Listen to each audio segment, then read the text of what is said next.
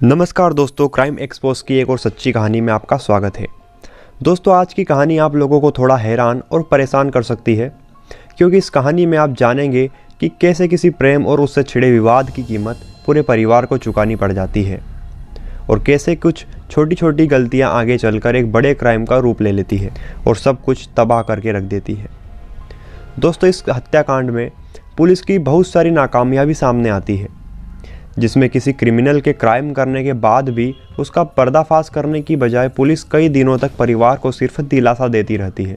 दोस्तों, कहानी है मध्य प्रदेश के देवास जिले की, जहां कुछ ही दिनों में क्राइम की एक ऐसी घटना निकलकर सामने आती है जिसने सबका दिल दहला कर रख दिया।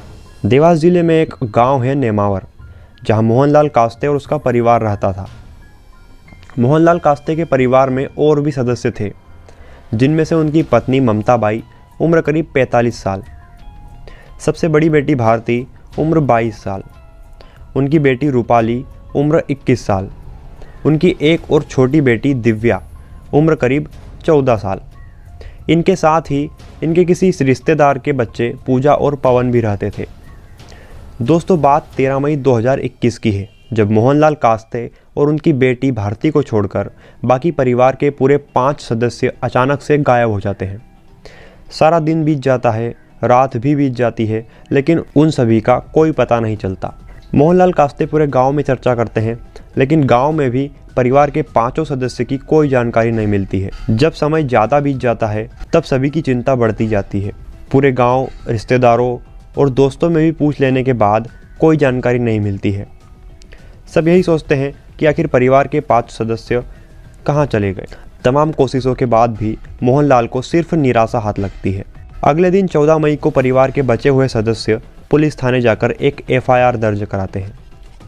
जब पुलिस कुछ छानबीन करती है, तब पुलिस को भी यही लगता है कि परिवार के 5 सदस्य कहीं चले गए हैं और कुछ दिनों के बाद वापस लौट आएंगे। चूँकि परिवार का किसी के साथ कोई दुश्मनी या विवाद नहीं था, इसलिए सब छानबीन नॉर्मल तरीके से हो रही थी और यही सोचा जा रहा था कि गायब हुए 5 सदस्य कुछ दिन में वापस आ जाएंगे। दूसरी ओर परिवार की सबसे बड़ी बेटी भारती को लगातार रूपाली के नाम से मैसेजेस भी आ रहे थे। रूपाली, जो कि भारती की छोटी बहन थी, जो कि लापता थी, और मैसेजेस में ये लिखा होता था कि हम सब ठीक है, तुम चिंता मत करना। दोस्तों, अब ये मैसेज लापता लड़की रूपाली ही कर रही थी या उसके नाम से कोई और, ये तो आपको कहानी के एंड में ही जानने को मिलेगा। लेकिन उस समय ये मैसेज सबको ये दिलासा और सबूत जरूर दे रहे थे कि वो अभी जिंदा है, पर असल में उन सभी के साथ कुछ और ही हो चुका था और इस बारे में कोई सोच भी नहीं सकता था। परिवार के लोग परेशान होकर हफ्ते 2 हफ्ते तक पुलिस के चक्कर काटते रहते हैं, लेकिन उन्हें किसी भी प्रकार की कोई जानकारी हाथ नहीं लगती है। जब करीब 1 महीने तक भी किसी का पता नहीं चल पाता है, तब गांव के लोगों में आक्रोश उठने लगता है।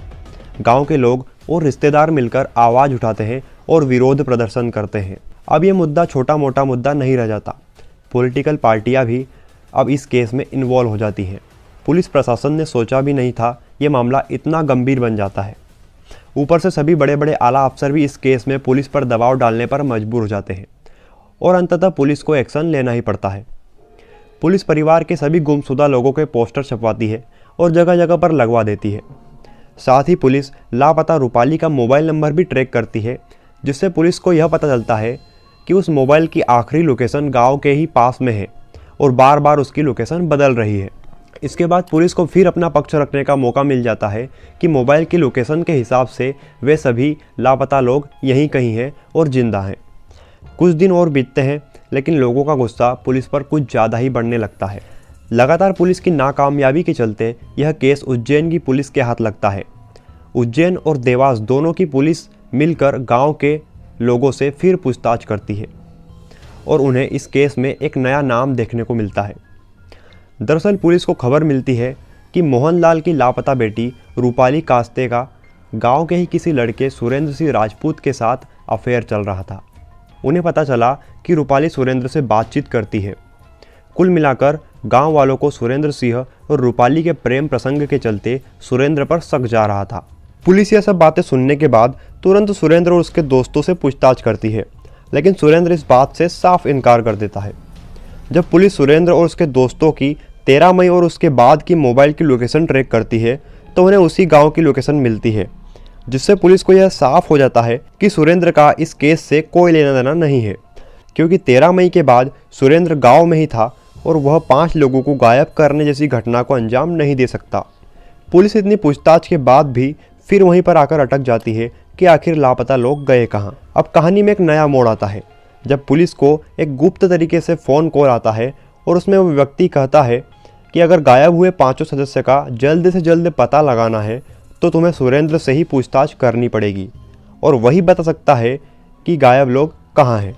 पुलिस परेशान थी, लेकिन अब कुछ न कुछ एक्शन लेना भी ज़रूरी हो गया था। इसलिए वह तुरंत सुरेंद्र, उसके भाई वीरेंद्र और उसके दोस्तों को वापस से उठाते हैं और उन सभी से 3rd डिग्री लेवल की पूछताछ करते हैं। पूछताछ के दौरान सुरेंद्र तो इस बात से साफ इनकार कर देता है, लेकिन सुरेंद्र के दोस्त कुछ ही देर के बाद अपनी चुप्पी तोड़ देते हैं और सब कुछ उगलने लग जाते हैं। 29 जून को घटना से करीब 47 दिनों के बाद अब पुलिस को सच्चाई पता चल जाती है। सुरेंद्र के दोस्तों के बताए हिसाब से पुलिस गांव के ही पास में एक खेत में जाती है। बेशक वहां पर खुदाई के लिए जेसीबी भी बुलाई जाती है। इस बीच पूरे गांव में खबर हो जाती है और पूरे गांव के लोग उस खेत में जमा हो जाते हैं। बताई हुई जगह पर जब करीब 8 से 10 फीट गहरा गड्ढा खोदा जाता है तो वहां मौजूद सभी लोग, यहां तक कि पुलिस की भी आंखें फटी की फटी रह जाती है। कोई इस घटना के ऐसे अंतिम अंजाम के बारे में सोच भी नहीं सकता था। दोस्तों, उस गड्ढे में 5 लाशें निकलती है। करीब करीब 47 दिनों का लंबा वक्त हो जाने से उनकी पहचान करना भी मुश्किल था। जैसे तैसे उन 5 लाशों को बाहर निकाला जाता है और फोरेंसिक लैब भेजा जाता है। वहाँ पर इनकी जांच की जाती है और डीएनए टेस्ट में पता चलता है कि वह 5 लाशें मोहनलाल के परिवार से गायब हुए 5 सदस्य ममताबाई, रूपाली, दिव्या, पूजा और पवन की है। पता चलते ही पूरे गांव में दहशत का माहौल हो जाता है। 47 दिनों के लंबे समय के बाद परिवार के सदस्यों का तो पता चलता है, लेकिन उनकी लाशों के रूप में। कुछ ही देर में यह घटना पूरे देश को चौंका कर रख देती है कि आखिर यह कैसे हुआ।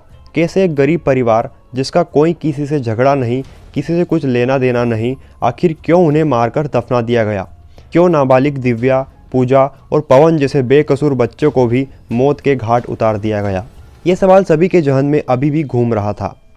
पुलिस के पास अब पूरी सच्चाई जानने के लिए सिर्फ एक ही शख्स था और वो था सुरेंद्र राजपूत। पुलिस ने सुरेंद्र से सवाल किए। चूँकि सुरेंद्र की पोल तो खुल चुकी थी, इसलिए उसने सब कुछ उगल दिया। जब पुलिस को असलियत पता चलती है तो वह दंग रह जाती है। दोस्तों, अब वक्त आ गया है पूरी सच्चाई जानने का। कहानी की शुरुआत मोहनलाल की सबसे बड़ी बेटी रूपाली से स्टार्ट होती है। दरअसल रूपाली और सुरेंद्र एक दूसरे से प्यार करते थे। उन दोनों ने शादी करने का फैसला भी किया था, लेकिन इसी बीच सुरेंद्र की उसके घर वालों के दबाव में आकर शादी तय कर दी जाती है। दूसरी ओर सुरेंद्र की शादी की बात जब रूपाली को पता चलती है तब वह सुरेंद्र से नाराज़ हो जाती है। रूपाली फ़ोन के माध्यम से उससे तय हुई शादी से इनकार कर देने की मांग करती है, क्योंकि सुरेंद्र अपने घर वालों की बात टाल नहीं सकता था और रूपाली को इस बात से इनकार कर देता है और कुछ समय मांगता है। कुछ दिन बीत जाने के बाद रूपाली फिर सुरेंद्र को शादी को लेकर दबाव डालती है, लेकिन सुरेंद्र फिर उसकी बात के जवाब में यही कहता है कि मैं अपने घर वालों के खिलाफ नहीं जा सकता। इस बात को लेकर फ़ोन पर उनकी अनबन चलती रहती है। कुछ दिन बाद 10 मई को सुरेंद्र का जन्मदिन आता है।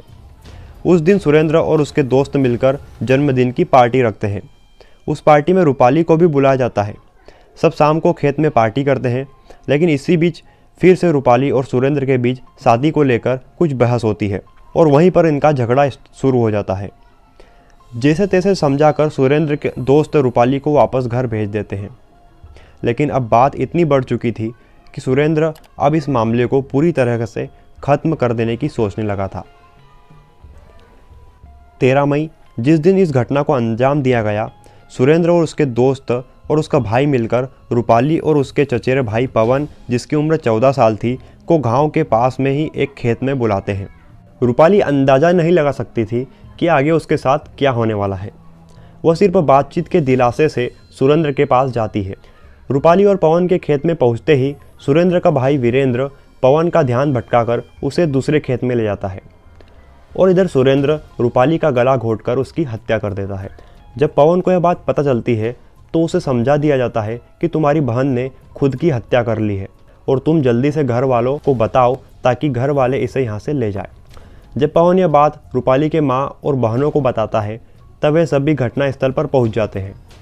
खेतों में पहुँचते ही सुरेंद्र रूपाली की माँ ममता बाई, उसकी बहन दिव्या, पूजा और 14 साल के पवन को भी गला घोंटकर मार देता है, क्योंकि यह सुरेंद्र की सोची समझी साजिश होती है। खेत के पास ही में ट्रांसफार्मर को स्थापित करने के लिए पहले से एक गड्ढा खुदा हुआ होता है। सुरेंद्र, उसका भाई और उसके कुछ मित्र मिलकर उस गड्ढे को और गहरा करते हैं और कम से कम 8 से 10 फीट का खोदकर उस गड्ढे में परिवार के 5 लोगों की लाशों को पटक देते हैं। साथ ही वो उन लाशों पर यूरिया और नमक भी डालते हैं ताकि लाशें जल्दी से जल्दी डीकम्पोज हो जाए। इस तरह सुरेंद्र ने जैसा सोचा था ठीक वैसे ही सभी को ठिकाने लगाकर हमेशा के लिए दफन कर दिया जाता है। दोस्तों, अगर आपको याद हो तो हमने कहानी के बीच में बात की थी कि 5 सदस्यों के घर से गायब हो जाने के बाद रूपाली के फ़ोन से उसकी बड़ी बहन भारती को समय समय पर मैसेज आते रहते थे। तो ये जानने का समय आ चुका है कि आखिर रूपाली के फ़ोन से वो मैसेज कौन कर रहा था। दरअसल सुरेंद्र जब रूपाली और पवन को खेत में बुलाता है तो रूपाली अपने साथ अपना फ़ोन भी ले जाती है, लेकिन सुरेंद्र रूपाली की हत्या कर देने के बाद उसका फ़ोन अपने पास रख लेता है और गायब होने के 1-2 दिन बाद वह रूपाली की बड़ी बहन भारती को मैसेजेस के ज़रिए यह बताता है कि हम ठीक है और हमारी चिंता मत करो, हम कुछ दिन में लौट आएंगे। साथ ही वह रूपाली की कुछ पुरानी फ़ोटोज़ भी सोशल मीडिया पर पोस्ट करता है ताकि लोगों को और पुलिस को यह लगे कि वह 5 सदस्य जिंदा हैं और कुछ दिनों में लौट आएंगे। सुरेंद्र पूरी सोची समझी साजिश के साथ इन सब हत्याओं को अंजाम देता है और कामयाब होने के बाद खुलेआम करीब 1.5 महीने तक घूमता रहता है। लेकिन दोस्तों, कातिल कैसा भी हो, वह कुछ न कुछ गलती या सबूत जरूर छोड़ देता है और यही गलती आखिर में उसे सलाखों के पीछे तक ले जाती है। दोस्तों, आखिर में यह केस सीबीआई के हाथों में चला जाता है और छानबीन पूरी करने के बाद सुरेंद्र सहित करीब 9 लोगों को दोषी करार किया जाता है। आज की इस कहानी में आपने जाना कि कैसे कुछ नादानियाँ पूरे परिवार की जान पर बनाती है और दोनों पक्षों को उसका खामियाजा भुगतना पड़ता है। दोस्तों, आज की सच्ची घटना में इतना ही। मिलते हैं अगली कहानी में, जब तक के लिए सुरक्षित रहिए और ऐसे ही सच्ची घटनाओं के वीडियोस आगे भी देखने के लिए सब्सक्राइब के बटन को ज़रूर दबा देना। धन्यवाद।